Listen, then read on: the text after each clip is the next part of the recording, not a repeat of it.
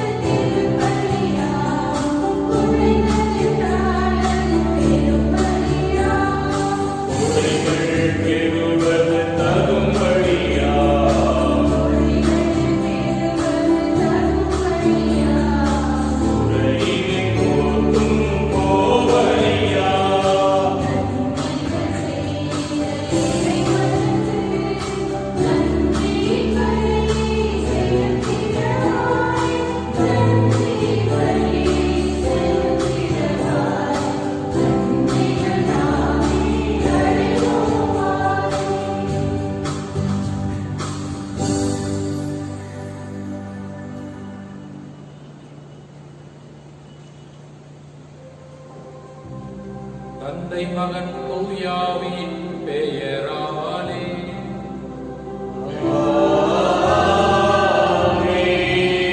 நம் ஆண்டவரின் அருளும் கடவுளின் அன்பும் தூயாவியாரின் நட்புறவும் உங்கள் அனைவரோடும் இருப்பதாக.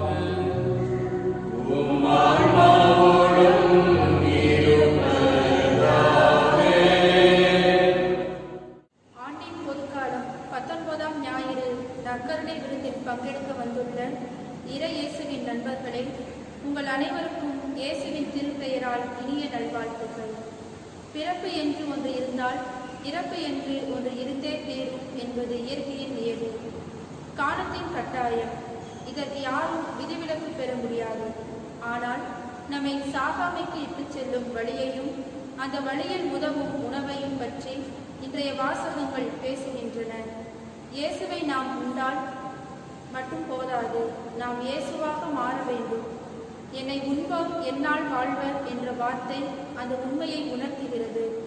வாழ்வது நான் அல்ல, இயேசுவே என்னை வாழ்கிறார் என்று கூற வேண்டும்.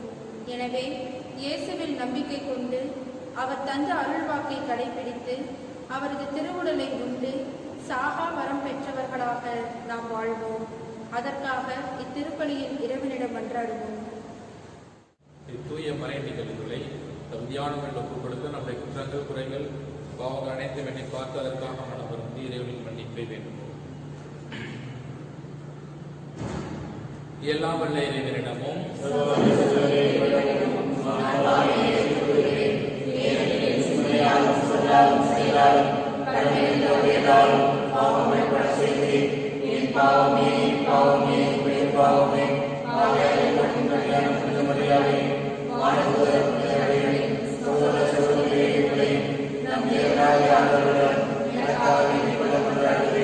எல்லாம் எல்லாம் உள்ள இறைவன் நம்மை இறக்கம் வைத்து நம்முடைய குற்றங்கள் குறைகள் பாவங்கள் அனைத்தையும் மன்னித்து நம்ம நித்திய வாழ்விற்கு அழைத்து செல்வாராக.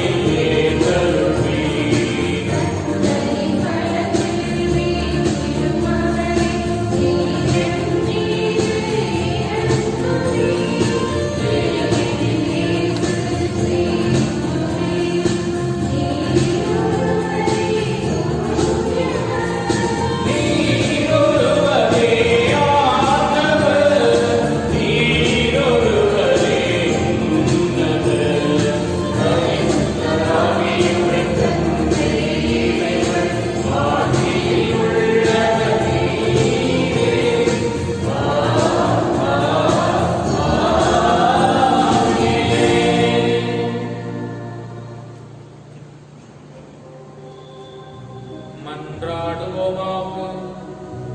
என்றென்றும் உள்ள எல்லாம் வல்ல இறைவா, உம் தூயாவியார் எங்களுக்கு கற்றுத்தந்தவாறு உம் தந்தையன் அழைக்கு நாங்கள் துணிவு கொள்ளுகின்றோம். நீர் வாக்களித்த உரிமை பெறான விண்ணக வீட்டுக்கு நாங்கள் வந்து சேரும்படி நீர் தேர்ந்து கொண்ட மக்களுக்குரிய மனப்பான்மை எங்கள் இதயங்களில் ஒளிந்தருள்வீராக.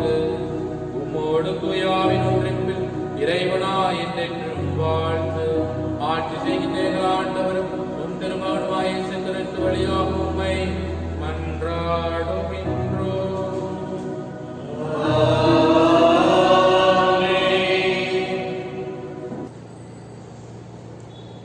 முதல் வாசகம்.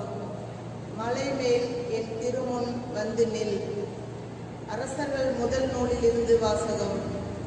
அதிகாரம் 19, இறை வசனங்கள் 9 முதல் அந்நாள்களில் எலியா ஒரேபு என்ற கடவுளின் மலையை அடைந்த பின் அங்கிருந்த குகைக்கு வந்து அதில் இரவை கழித்தார்.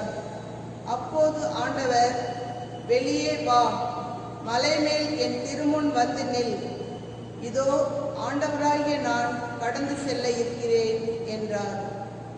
உடனே ஆண்டவர் திருமுன் பெரும் சுழற்காற்று எழுந்து மலைகளை பிளந்து பாறைகளை சிதறடித்தது. ஆனால் ஆண்டவர் அந்த காற்றில் இல்லை. காற்றுக்கு பின் நிலநடுக்கம் ஏற்பட்டது. நிலநடுக்கத்திலும் ஆண்டவர் இருக்கவில்லை. நிலநடுக்கத்திற்கு பின் தீ கிளம்பிற்று. தீயிலும் ஆண்டவர் இருக்கவில்லை. தீக்கு பின் அடக்கமான மெல்லிய ஒலி கேட்டது. அதை எலியா கேட்டவுடன் போர்வையினால் தம் முகத்தை மூடிக்கொண்டு வெளியே வந்து குகையின் வாயிலில் நின்றார். ஆண்டவர் வழங்கும் அருள்வாக்கு.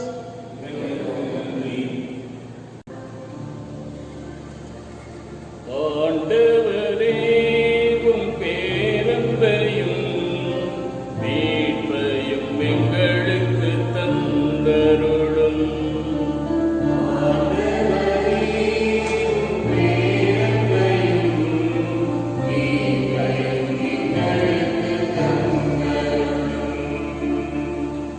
ஆண்டவராம் இறைவன் உரைப்பதை கேட்பேன். தம் மக்களுக்கு தம் பற்றமிகு அடியாருக்கு நிறைவாழ்வை அவர் வாக்களிக்கின்றார். அவருக்கு அஞ்சி நடப்போருக்கு அவரது மீட்பு அண்மையில் உள்ளது. நம் நாட்டில் அவரது மாட்சி குடிகொள்ளும்.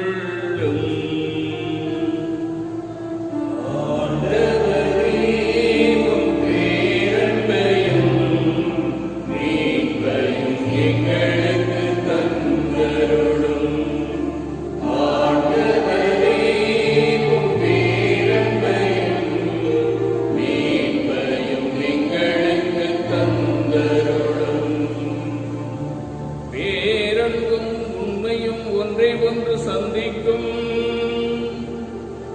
நீதியும் நிறைவாழ்வும் ஒன்றை ஒன்று முத்தமிடும்.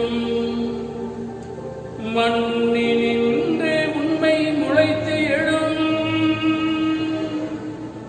விண்ணிலிருந்து நீதி கீழ்நோக்கும். ஆண்டவரே, உம் பேரன்பையும் மீட்பையும் எங்களுக்கு தந்தருளும்.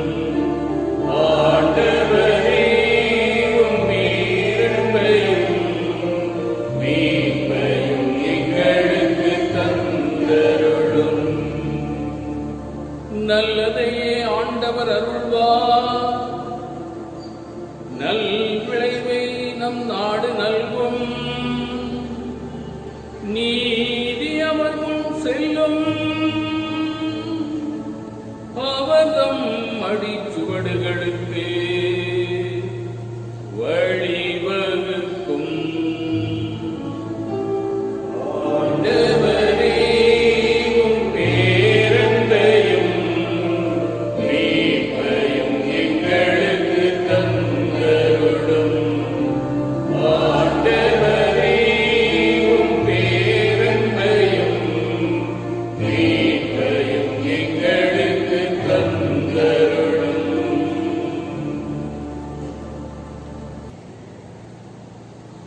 இரண்டாம் வாசகம். என் சகோதர சகோதரிகளுக்கு மீட்பு கிடைப்பதற்காக நான் கிறிஸ்துவை பிரிந்து சாபத்துக்கு உள்ளாக கூட விரும்பி இருப்பேன். திருத்தூதர் பவுல் ரோமேயருக்கு எழுதிய திருமுகத்திலிருந்து வாசகம். அதிகாரம் 9, இறை வார்த்தைகள் 1 முதல் 5 வரை. சகோதர சகோதரிகளே, கிறிஸ்துவை சார்ந்த நான் சொல்வது உண்மை, பொய்யல்ல. தூய ஆவியால் தூண்டப்படும் என் மனச்சான்றே நான் சொல்வதற்கு சாட்சி. உள்ளத்தில் எனக்கு பெருந்துயரமும் இடைவிடாத வேதனையும் உண்டு. என் சொந்த இனத்தைச் சேர்ந்த என் சகோதர சகோதரிகளுக்கு மீட்பு கிடைப்பதற்காக நான் கிறிஸ்துவை பிரிந்து சாபத்துக்கு உள்ளாக கூட விரும்பியிருப்பேன். அவர்கள் தாம் இஸ்ரேல் மக்கள். அவர்களையே கடவுள் தம் மக்களாக ஏற்றுக்கொண்டார். அவர்கள் நடுவில்தான் கடவுள் தம் ஆட்சியை விளங்கச் செய்தார். உடன்படிக்கைகளும் திருச்சட்டமும் திருவழிபாடும் வாக்குறுதிகளும் அவர்களிடமே ஒப்படைக்கப்பட்டன. குல முதல்வர்களின் வழிவந்தவர்கள் அவர்கள். மனிதர் என்னும் முறையில் கிறிஸ்துவும் அவர்களிடம் இருந்தே தோன்றினார். இவரே எல்லாவற்றுக்கும் மேலான கடவுள், என்றென்றும் போற்றுதற்குரியவர். ஆமீன். ஆண்டவர் வழங்கும் அருள்வாக்கு.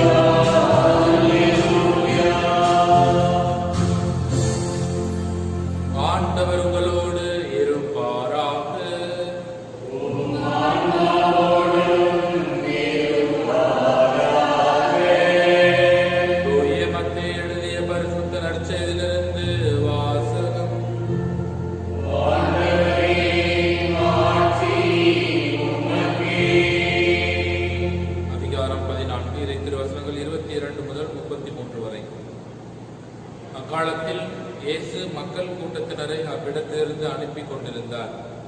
அப்பொழுது சீடரையும் உடனே படகேறி தமக்கு முன் அக்கறைக்கு செல்லுமாறு அவர் கட்டாயப்படுத்தினார்.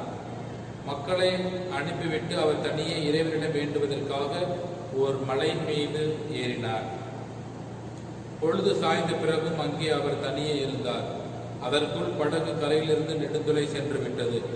மேலும் எதிர்காற்று அடித்து கொண்டிருந்ததால் அலைகளால் படகு அலைக்கழிக்கப்பட்டது. இரவின் 4ஆம் காவல் வேளையில் இயேசு அவரை நோக்கி கடல் மீது நடந்து வந்தார். அவர் கடல் மீது நடப்பதை கண்ட சீடர் கலங்கி ஐயோ பேயின் அச்சத்தினால் அலறினர். உடனே இயேசு அவர்களிடம் பேசினார். துணிவோடு இருங்கள், நான் தான், அஞ்சாதீர்கள் என்றார். பேதுரு அவருக்கு மறுமொழியாக, ஆண்டவரை நீர்தாம் என்றால் நானும் கடல் மீது நடந்து உம்மிடம் வர ஆணையிடும் என்றார். அவர் வா என்றார். பேதுருவும் படகிலிருந்து இறங்கி இயேசுவை நோக்கி கடல் மீது நடந்து சென்றார். அப்பொழுது பெருங்காற்று வீசியதை கண்டு அஞ்சி அவர் மூழ்கும் போது, ஆண்டவரே என்னை காப்பாற்றும் என்று கத்தினார். இயேசு உடனே தம் கையை நீட்டி அவரை பிடித்து, நம்பிக்கை குன்றியவனே, ஏன் ஐயம் கொண்டாய் என்றார். அவர்கள் படகில் ஏறியதும் காற்று அடங்கியது. படகில் இருந்தோர் இயேசுவை பணிந்து, உண்மையாகவே நீ இறைமகன் என்றனர்.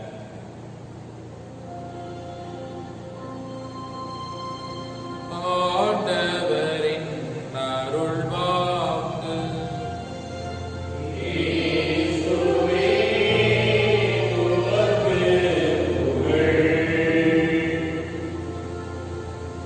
இயேசுவில் அன்பார்ந்த சகோதர சகோதரிகளே, இந்த நாளிலே ஆண்டவராய் இயேசு கிறிஸ்து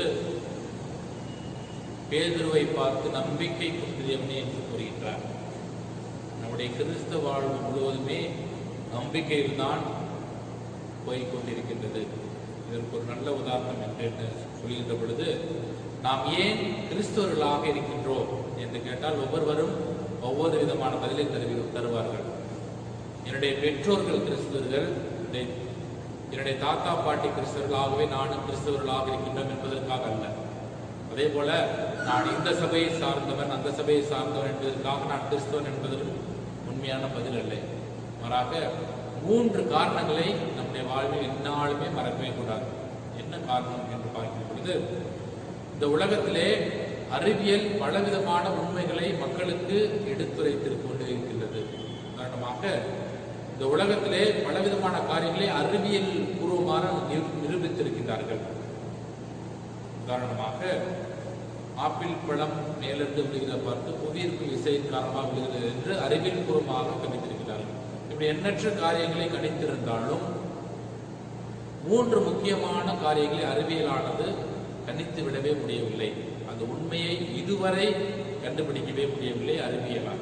என்ன உண்மை என்று பார்க்கிற பொழுது, இந்த உலகம் எப்படி தொடங்கப்பட்டது, படைக்கப்பட்டது என்பதை அறிவியல் பூர்வமாக இதுவரை யாரும் நிரூபிக்கவில்லை.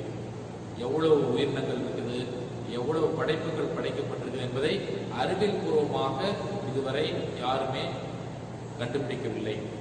எப்பொழுது இந்த உலகம் படைக்கப்பட்டது என்பதை பற்றி எதுவுமே இந்த அறிவியலும் இதுவரை சொல்லவில்லை. ஆனால் இந்த உலகத்தை படைக்கின்ற பொழுது கடவுளுடைய அந்த மக்கள் தொகை 2 பேர் தான். அப்பொழுது படைக்கப்பட்ட அந்த 2 ஆதாமேவாள் வழியாக படைக்கப்பட்ட அந்த மக்களானவர்கள் இன்று வரை இந்த உலகத்தில் எத்தனை பேர் பிறந்தாலும் இந்த உலகத்தில் வாழ்வதற்கான இடவசதி உண்டு. ஆனால் நாம் ஒரு சில நேரங்களில் பார்ப்போம், இந்த ஆலயம் கட்ட போவதற்கு முன்பாக சிறியதாக இருந்திருக்கும். நாள் ஆக ஆக ஆக இதனுடைய அந்த விரிவாக்கம் இடிச்சுட்டு பெரிதாக கட்டுவார்கள். ஆனால் ஆண்டவராய கடவுள் இந்த உலகை படைத்த பொழுது இந்த உலகத்தில் எவ்வளவு மக்கள் வேண்டுமானாலும் வாழலாம் என்று அப்பொழுதே கணித்து அந்த ஆதாம் ஏவாள் 2 பேரை படைத்து இன்று வரை இந்த உலகம் எவ்வளவோ மக்கள் கொள்ளக்கூடிய ஒரு உலகமாக கடவுள் மாற்றியிருக்கின்றார். இது அறிவியல் பூர்வமாக நிரூபிக்கப்படவில்லை. இரண்டாவதாக, இந்த உலகத்திலே யாருமே இறந்து உயிர் தெழுவே இல்லை. ஆனால் நம் ஆண்டவராய கடவுள் இறந்து உயிர் தெழுந்திருக்கின்றார். இதை யாராலுமே, எந்த ஒரு அறிவியலாலுமே நிரூபிக்க முடியாது. எந்த மற்ற பிற சமயங்கள் கூட யாருமே இறந்து உயிர் தெழுந்திருக்கின்றார் என்று யாருமே இதுவரை நிரூபிக்கவில்லை. அதே போல எந்த ஒரு அறிவியலும் இதை அதிகாரப்பூர்வமாக கண்டுபிடிக்கவில்லை. இரண்டாவது காரியம். மூன்றாவது காரியம் என்று பார்க்கின்ற பொழுது, கபிரியேல் தூதர் கன்னிமரியாவுக்கு மங்களம் சொல்கின்ற பொழுது கன்னி கருவுற்று ஒரு மகனை பெற்றெடுப்பார். எந்த அறிவியலாலுமே இது நிரூபிக்கப்படவில்லை. காரணமாக குளோனிங் என்று சொல்கின்றார்கள், அதே போல அபார்சன் இப்படி என்று ஒவ்வொன்றா சொல்கின்றார்கள். எதிலுமே உருவாக்கலாம். ஆனால் கன்னி கருத்தாங்கி ஒரு மகனை பெற்றெடுப்பார் என்பதை அறிவியல் பூர்வமாக இதுவரை நிரூபிக்கப்படவில்லை. ஆக இந்த உலகத்தினுடைய படைப்பு, அதே போல கன்னி கருவுற்று ஒரு மகனை பெற்றெடுப்பார் என்ற நிகழ்வு, அதே போல கடவுள் இறந்து உயிர்த்தெழுந்தார் என்ற செய்தி, இந்த 3 நிகழ்வுகளுக்குமே அறிவியலால் இதுவரை விடையை கண்டுபிடிக்கவே முடியவில்லை. ஆக நாம் ஏன் கிறிஸ்தவர்களாக இருக்கின்றோம் என்பதற்கு இங்கேதான் பதில் இருக்கின்றது. என்ன பதில் என்று பார்க்கிறது, இந்த 3 நிகழ்வுகளுக்குமே அறிவியலால் விடை கண்டுபிடிக்க முடியவில்லை. ஆக அறிவியலால் விடை கண்டுபிடிக்க முடியாத இந்த 3 நிகழ்வுகளையும் என்னுடைய ஆண்டவர், எங்களுடைய இறைவன் நிகழ்த்தியிருக்கின்றார் என்பதை நான் நம்புகின்றேன் என்பதற்காகத்தான் நான் கிறிஸ்தவனாக இருக்கின்றேன் என்பதை நாம் ஒவ்வொருவருமே மனதில் ஆழமாக புரிந்து கொள்ள வேண்டும். ஏனென்றால் இந்த 3 நிகழ்வுகளுமே கடவுளால் மட்டும்தான் செய்ய முடியும். அதே போல கடவுளால் மட்டுமே இது ஆக முடியும். ஆகவேதான் இந்த 3 நிகழ்வுகளையும் அறிவியல் பூர்வமாக நிரூபிக்க முடியவில்லை. ஆனால் என்னுடைய இறைவன், எங்கள் கடவுள் இதை செய்து முடித்திருக்கின்றார் என்று நம்புவதனால்தான் நாம் ஒவ்வொருவருமே கிறிஸ்தவர்களாக இருக்கின்றோம். அதனால்தான் இந்த நாளிலே ஆண்டவர் இயேசு கிறிஸ்து நம்பிக்கை குன்றியவனே என்று கூறுகின்றார். இந்த உலகத்திலே கடவுள் படைத்த பொழுது, மனிதர்களை படைத்த பொழுது 3 முக்கியமான பரிசுகளை கொடுத்தார். என்ன பரிசு என்று பார்த்தோம்னா, முதலாவதாக உலகம். இந்த உலகத்தை அழகா எல்லாத்தையும் உலகத்தெல்லாம் படைத்து அதற்கு பிற்பாடாகத்தான் மனிதனை கொண்டார். எல்லாம் ரெடியா இருக்குது, நீ வாழ்வதற்கு ஏற்ற இடம் தயாராக இருக்கின்றது என்று சொல்லி முதலாவதாக உலகத்தை அழைத்து படைத்திருக்கின்றார். முதல் பரிசு. இரண்டாவது பரிசு என்று பார்க்கின்ற பொழுது, நாம் இந்த உலகத்திலே வாழ்வதற்கு என்ன தேவை? நம்முடைய உயிர் தேவை. அந்த உயிரை ஆத்மா என்று சொல்கின்றார். அந்த ஆத்மாவை கடவுள் நம் ஒவ்வொருவருக்குமே கொடுத்திருக்கின்றார். இந்த ஆத்மாவின் வழியாக நாம் எதையெல்லாம் இந்த உலகத்தில் உயிர் வாழ முடியும். மூன்றாவதாக இந்த உலகத்திலே கடவுள் நம் ஒவ்வொருவருக்கும் மூளையை, அறிவை கொடுத்திருக்கின்றார். அறிவை, மூளையை கொடுத்திருக்கிறார். இந்த மூன்றுமே மனிதர்களுக்கு கடவுள் கொடுத்த மிக முக்கியமான பரிசுகள். உலகம், அறிவு அல்லது மூளை, அதே போல ஆத்மா, உயிர். இந்த மூன்றும் எதற்காக கடவுள் பரிசாக கொடுத்திருக்கின்றார் என்றால், எனக்கு ஒரு பிரச்சனை வருகிறது என்றால் நான் யாரிடம் செல்வேன், இந்த மூன்றிலும் யாரிடம் செல்வேன் என்பதற்காக இந்த மூன்று காரியங்களையும் பரிசாக கடவுள் கொடுத்திருக்கிறார். உதாரணமாக ஆதாம் ஏவாளை படைத்த பிற்பாடாக கடவுள் இவ்வாறு சொல்லுகின்றார், இந்த மரத்தினுடைய கனியை உண்ணக்கூடாது என்று சொல்லிட்டு போயிடுவார். ஆனால் அவர்கள் ஒரு பாவம் செய்த பொழுது யாரிடம் போகின்றார்கள்? உடனே சாத்தானிடம் தான் போகின்றார்கள். சாத்தானிடம் போனால் விடை கிடைக்காது, உலகத்திடம் போனால் விடை கிடைக்காது. மாறாக ஆண்டவரிடம் வருகின்ற பொழுது விடை கிடைக்கும். உதாரணம் என்னவென்றால், அவர்கள் பாவம் செய்து முடித்த பிற்பாடாக இறைவன் வருகின்றார். இப்ப நான் ஒருவரை பார்க்க வேண்டும் என்று சொன்னேன் என்றால், நாளைக்கு இந்த கோயிலுக்கு உள்ள வாங்க, என்ட்ரன்ஸ் கேட்ட நிலுங்க, இங்க நிலுங்க அப்படின்னு சொன்னா நாளைக்கு அதே இடத்துல இருந்து அந்த இடத்துல பார்த்து நான் பார்க்க முடியும். ஆனால் அதே போல கடவுளுக்கும் தெரியும், ஏதேன் தோட்டத்தில் தான் ஆதாமும் ஏவாமும் இருக்கின்றார்கள். அப்படி இருந்தாலுமே அவர்கள் பாவம் செய்து விட்ட பிற்பாடாக இறைவன் வருகின்ற பொழுது கண்டிப்பாக நிச்சயமாக கடவுளுக்கு தெரியும் அவர்கள் எங்கே இருக்கின்றார்கள் என்று. ஆனால் அவர் கேட்கக்கூடிய முதல் கேள்வி என்ன? ஆதாம், நீ எங்கே இருக்கின்றாய்? நீ எங்கே இருக்கின்றாய் என்பதற்கு பொருள் என்னவென்றால், நீ சாத்தானின் பக்கம் இருக்கின்றாயா அல்லது கடவுளுடைய பக்கத்தில் இருக்கின்றாயா? அதுதான் கடவுள் கேட்கக்கூடிய கேள்வியாக இருக்கின்றது. எங்கே இருக்கின்றாய் என்பது கடவுளுக்கு தெரியும், இந்த இடத்தில் தான் இருக்கின்ற. ஆனால் பாவம் செய்துவிட்ட பிற்பாடாக நீ சாத்தானிடம் இருக்கின்றாயா அல்லது கடவுளை நோக்கி வருகின்றாயா? இதைத்தான் நாம் அந்த பேதுருவுடைய வாழ்க்கையிலும் அந்த யூதாஸ் இஸ்காரியோத் வாழ்க்கையிலும் பார்க்க முடியும். யூதாஸ் இஸ்காரியோத்துக்கும் பேதுரு செய்த பாவத்துக்கும் எல்லாம் ஒரே நிகழ்வு தான். ஒரு மறுதளித்தார், இவர் காட்டி கொடுத்தார். ஆனால் ரெண்டு பேரும் செய்தது பாவம் தான். ஆனால் யூதாசு காட்டி கொடுத்தது பிற்பாடாக அவர் உலகத்தை தேடி சென்றார், ஆகவே மாண்டு போனார். ஆனால் பேதுரு தான் மறுதளித்த பிற்பாடு கடவுளை நோக்கி வந்தார். கடவுளை நோக்கி வந்ததனால் அவருக்கு வாழ்விற்கு விடை கிடைத்தது.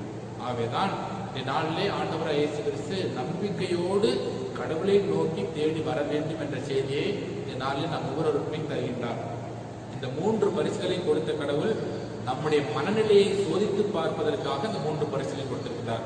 உலகத்தை சரி, அறிவை கொண்டு எல்லா பிரச்சனைகளுக்கும் தீர்வு காண முடியாது, உலகத்தை கொண்டு எல்லா பிரச்சனைகளுக்கும் தீர்வு காண முடியாது. மாறாக கடவுளை நோக்கி வருகின்ற பொழுது எல்லா பிரச்சனைகளுக்கும் தீர்வு காண முடியும் என்ற நம்பிக்கையான செய்தி இந்த நாளில் நம்ம ஒவ்வொருவருக்குமே தருகின்றார். ஆகவே இந்த நாளில் நாம் அனைவரும் அந்த இறைவனை நோக்கி வருகின்ற பொழுது நம்ம நம்பிக்கை மிகுதியாகும். நம்ம நம்பிக்கை மிகுதியாகின்ற பொழுது நம்முடைய பிரச்சனைகள் அனைத்துக்கும் தீர்வு காண முடியும் என்ற நம்பிக்கையான செய்தி இந்த நாளிலே கடவுள் நாம் ஒவ்வொருவருக்குமே தருகின்றார். ஆகவே நாமும் நம்பிக்கை நிறைந்தவர்களாய் நாம் இறைவனை அண்டி, இறைவனை நாடி தேடி எப்பொழுதுமே இறைவன் மீது ஆழ்ந்த நம்பிக்கை வைத்து இறைவனோடு உடன் வாழ வேண்டும் என்று திருப்பள்ளி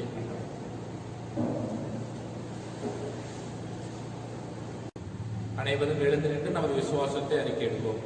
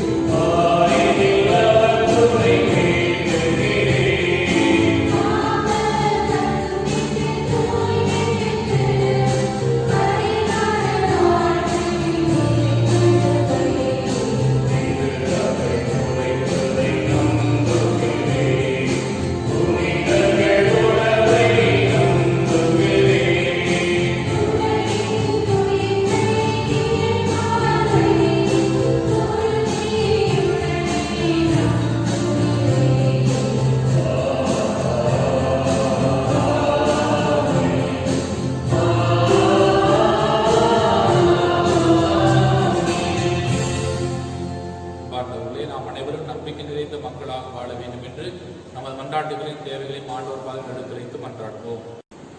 தோழமையின் நாயகனே என் இறைவா, எம் திருத்தந்தை தொடங்கி பொதுநிலையினர் வரை அனைவரும் கிறிஸ்துவில் நம்பிக்கை கொண்டு அவருடைய வார்த்தையின்படி நடந்து அவருடைய திருவுடலை உண்டு நிலைவாழ்வு பெற்றுக்கொள்ள தேவையான இறை பற்றுதலும் ஆவியாரின் தூண்டுதலும் பெற வேண்டிய அருளை பொழியுமாறு இறைவா உம்மை மன்றாடுகிறோம்.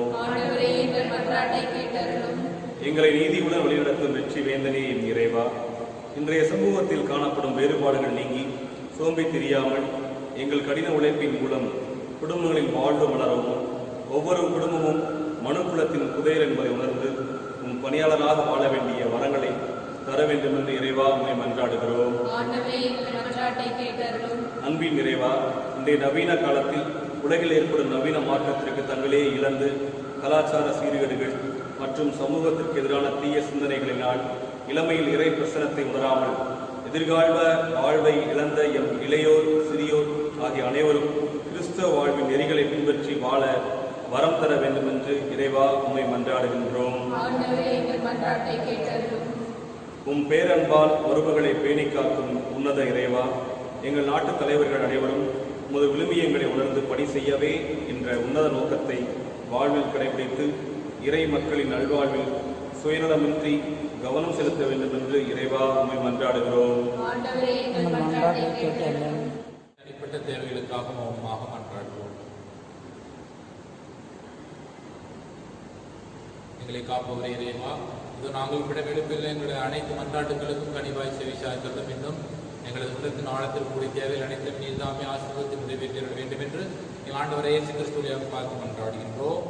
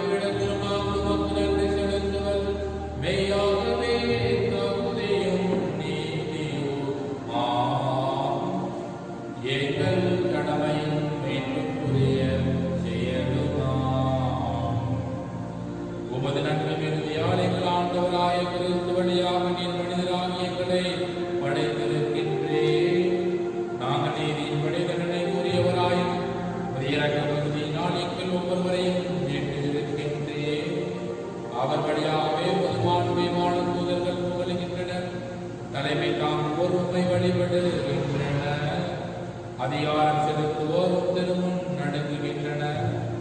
வானங்களும் அவற்றுள்ள ஆற்றல்களும் சேராபீன்களும் ஒன்று கூடி அக்களித்து கொண்டாடுகின்றன. அவர்களோடு எங்கள் குரலை சேர்த்துக் கொள்ளுமாறு நாங்களும் தாழ்விடம் நிறைந்து புகழ்ந்து பாடுவதாவது.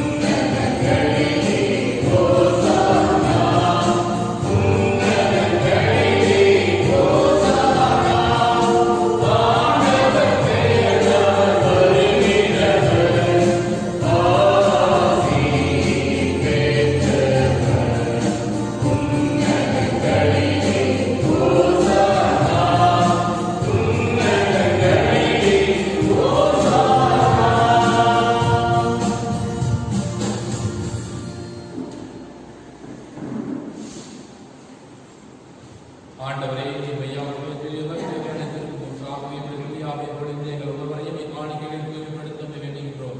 இவ்வாறு ஆண்டவரே சிவரிசின் திருமுகம் திரு ரத்தமாம் எங்களுக்கு மாற்றமாக அவர் பாடுபட உடம்பு கணித்து தம்மை கையெழுத்த போது அப்பத்தை எடுத்து மக்கள் ரெண்டு செலுத்தி அதை விட்டு தம் சிலருக்கு அளித்து அவர் கூறியதாகும். அனைவரும் பெற்று உண்ணுங்கள், இயற்கை உங்களுக்காக கையளிக்கப்படும் என் உடல்.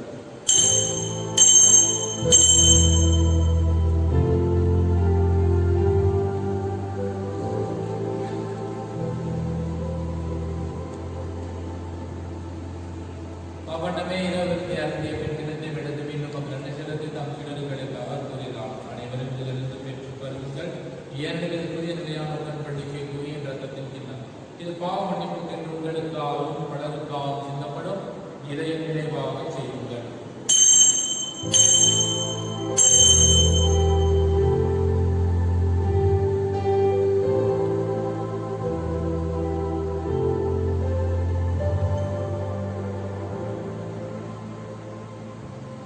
நம்பிக்கையின் மறைபொருள்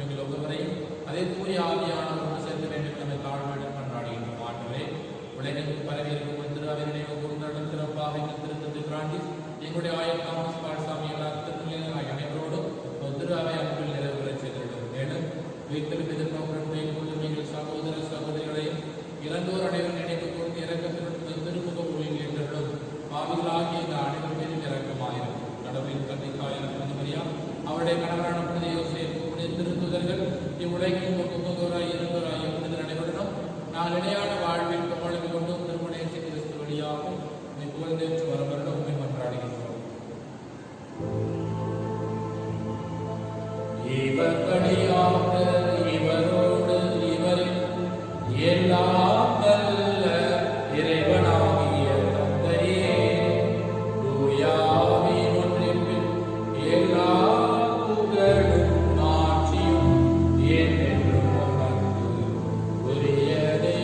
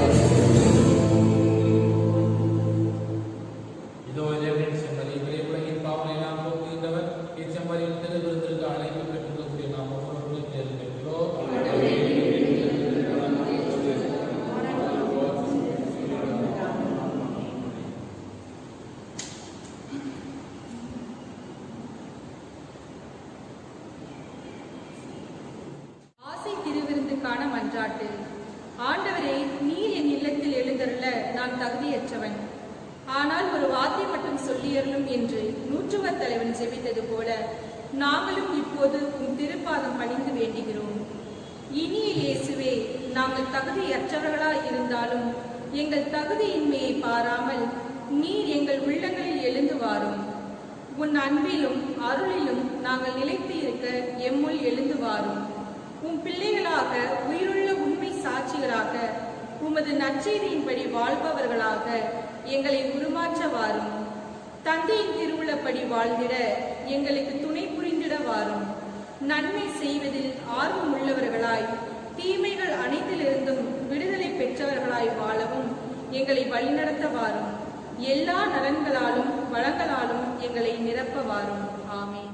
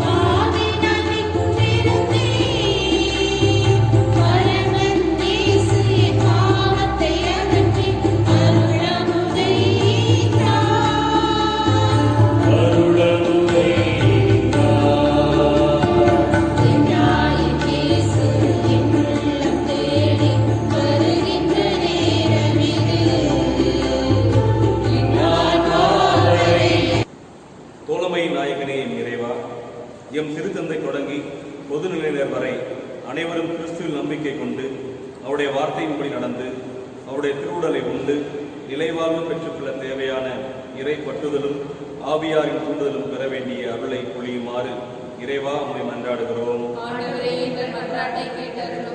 எங்களை நீதியுடன் வழிநடத்தும் வெற்றி வேந்தனே என் இறைவா, இன்றைய சமூகத்தில் காணப்படும் வேறுபாடுகள் நீங்கி சோம்பி தெரியாமல் எங்கள் கடின உழைப்பின் மூலம் குடும்பங்களில் வாழ்வு மலரவும் ஒவ்வொரு குடும்பமும் மனுக்குலத்தின் புதையல் என்பதை உணர்ந்து உன் பணியாளராக வாழ வேண்டிய வரங்களை தர வேண்டும் என்று இறைவா உம்மை மன்றாடுகிறோம்.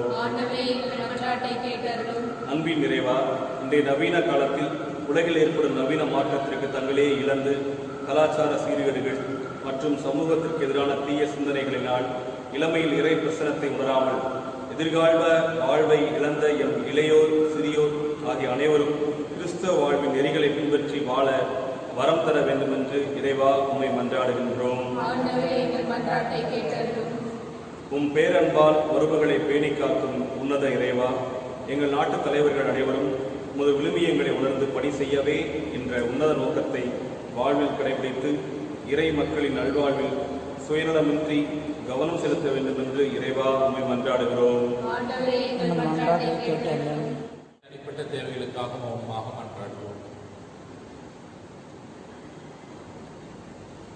எங்களை காப்பவரே இறைவா, இது நாங்கள் விட எழுப்பில் எங்களுடைய அனைத்து மன்றாட்டுகளுக்கும் கனிவாய் செவிசாய்த்தலும் இன்னும் எங்களது உள்ளத்தின் ஆழத்தில் கூடிய தேவையில் அனைத்தும் நீதாமே ஆசீர்வதித்து நிறைவேற்றிட வேண்டும் என்று எங்கள் ஆண்டவரை இயேசு கிறிஸ்துவியாக பார்த்து மன்றாடுகின்றோம்.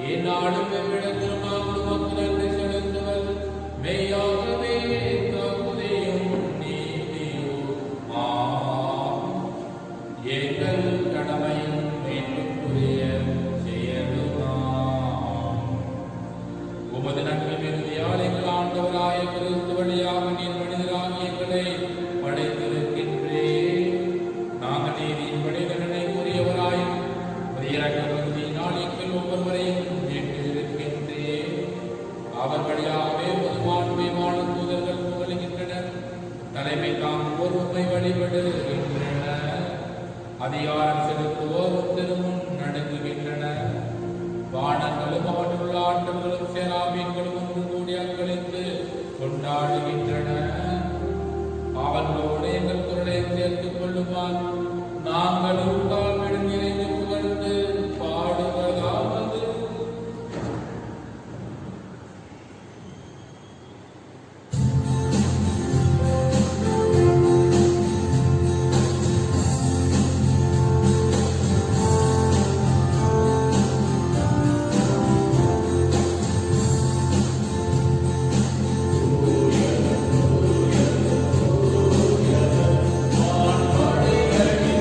Amen.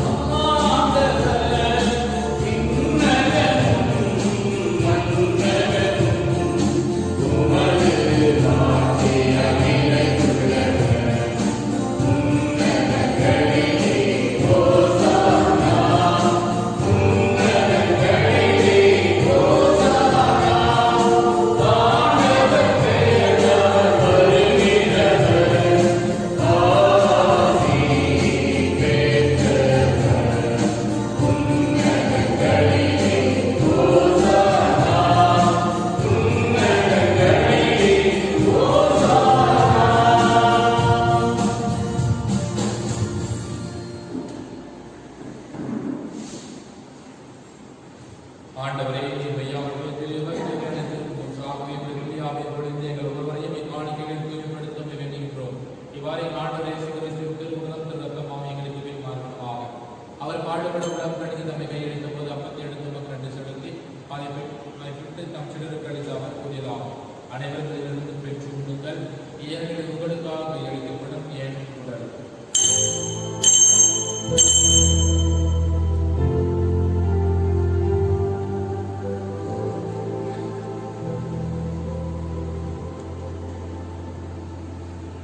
அவனமே இரவுக்கு அருடைய பெண்ணினத்தை எடுத்து மீண்டும் தன்னை செலுத்தி தம் சிலர்களுக்கு அவர் கூறினார். அனைவரும் இதிலிருந்து பெற்று வருங்கள்.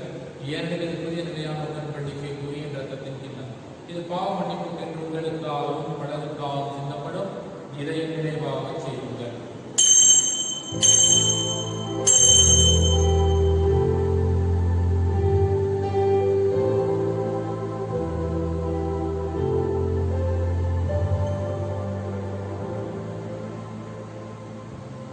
நம்பிக்கையின் மறைபொருள்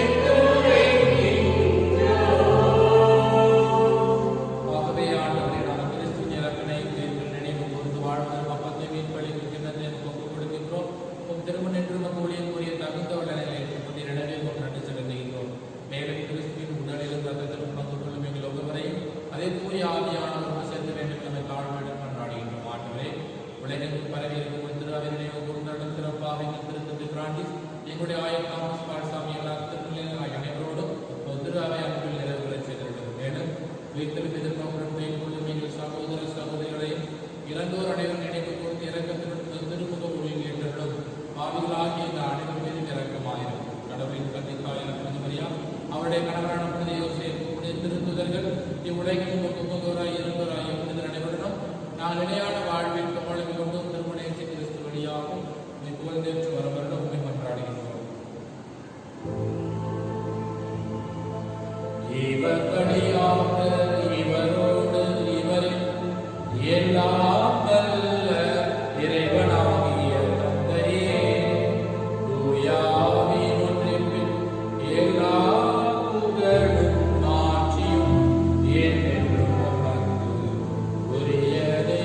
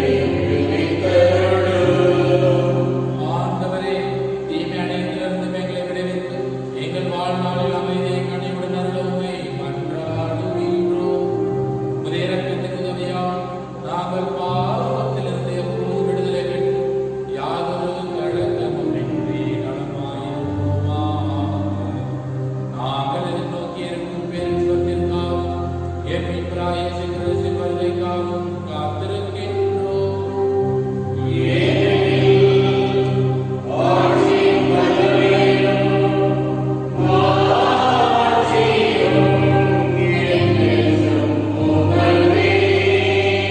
ஆண்டவராகிய இயேசு கிறிஸ்துவே, அமைதியை உங்களுக்கு விட்டுச் செல்கின்றேன். என் அமைதியை உங்களுக்கு தருகின்றேன் என்றும் அப்போஸ்தலர்களுக்கு மொழிந்தீரே. எங்களது குற்றங்கள், குறைகள், பாவங்கள், பலவீனங்கள் இவற்றையெல்லாம் பாராமல் இதோ உமது திருமுன் ஒருமனப்போராய் கூடி ஜெபித்துக் கொண்டிருக்கும் எங்கள் ஒவ்வொருவரையும் விசுவாசத்தை கண்ணோக்கி எங்களுக்கு அமைதி ஒன்று வெளித்தருட திருவிழம் கொள்வீராக. என் என்று வாழ்ந்தாட்சி செய்கின்றவர் நீரே.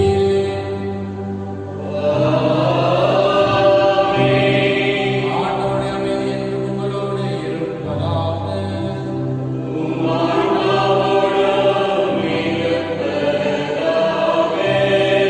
ஒருவருக்கொருவர் கிறிஸ்து அமைதியை பகிர்ந்து கொள்வோம்.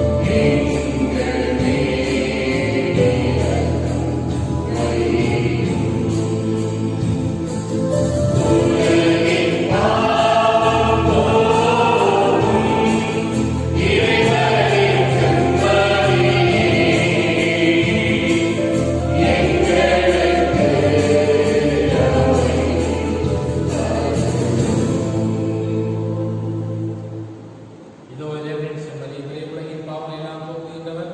இச்செம்மறியின் திருவிருந்திற்கு அழைப்பு பெற்றிருக்கக்கூடிய நாம் ஒவ்வொருவரும் தேர்வு பெற்றோம்.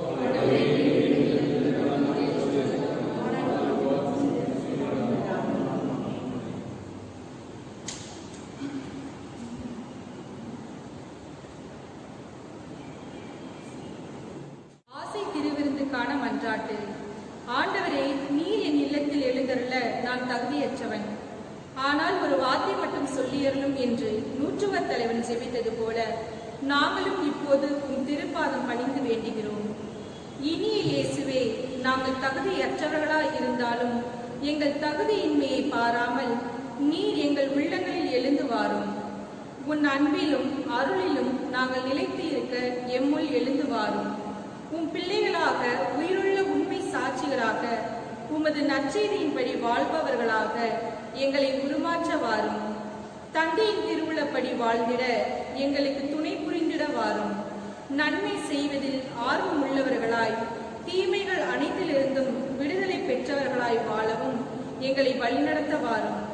எல்லா நலன்களாலும் வளங்களாலும் எங்களை நிரப்ப வாரும். ஆமென்.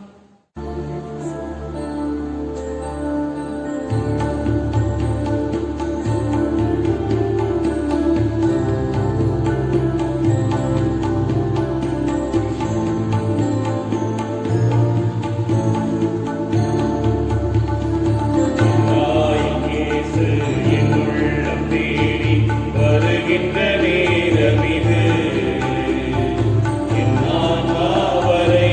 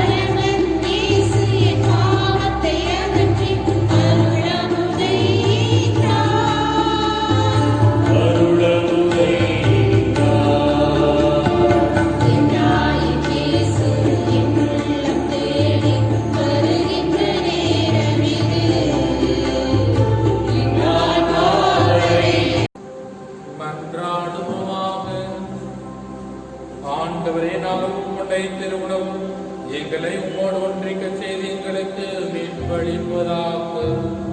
அது எங்களை உமது உண்மை வழியில் உறுதிப்படுத்துவதாக. எங்கள் ஆண்டவராய இயேசு கிறிஸ்து வழியாக உம்மை மன்றாடுகின்றோம்.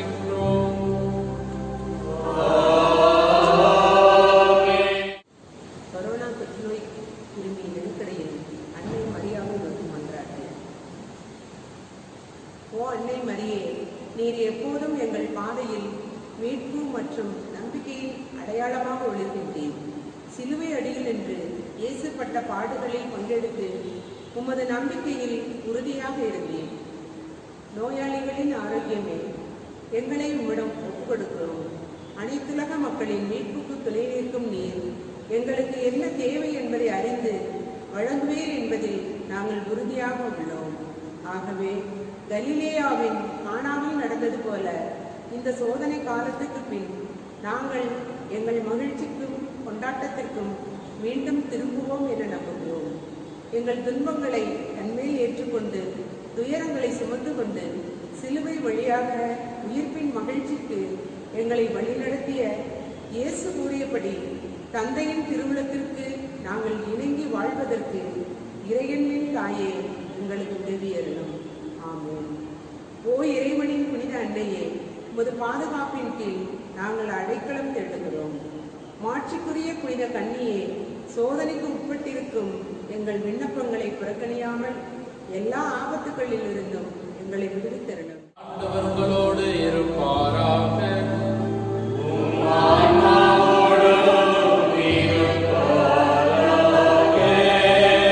எல்லாம் வல்ல இறைவன் தந்தை, மகன், தூய ஆவியானவர் நம்ம ஒருவர் நிறைவாக ஆசீர்வதிப்பாராக. ஒவ்வொரு இறைவனை நாளும் ஆட்சியப்படுத்தி வாழ சென்று வருவோம். திருப்பலியை நிறைவேற்று.